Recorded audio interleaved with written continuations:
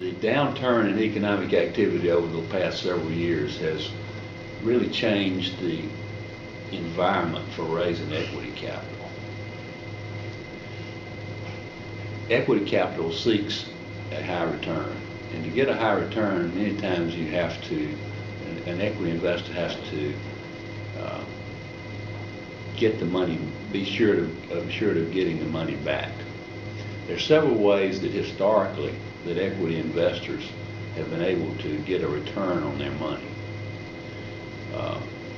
One historic way was for the entrepreneur to buy back the shares of a third-party investor, or for the through a bank loan after the company becomes quite profitable, or maybe even if the business was large enough, through an initial public offering of shares, meaning that the company went public, as a more common term.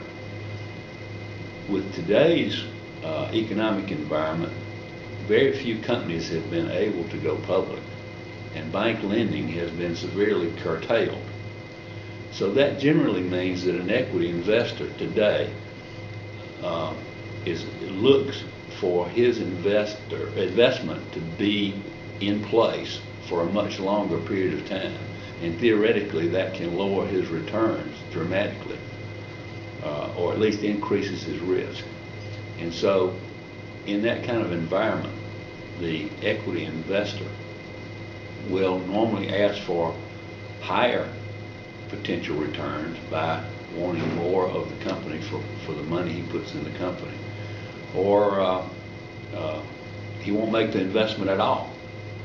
And so it's a very difficult economic environment. As far as bank lending is concerned, banks are still lending, but they only lend to the best credits. And so that means that for an entrepreneur who might be just starting his business, or has just started his business in the last few years, bank lending will be much slower to come, and probably will not be something that you can rely on like you did in the past. So as an entrepreneur, you shouldn't expect that. And that means that you've got to invest more of your money.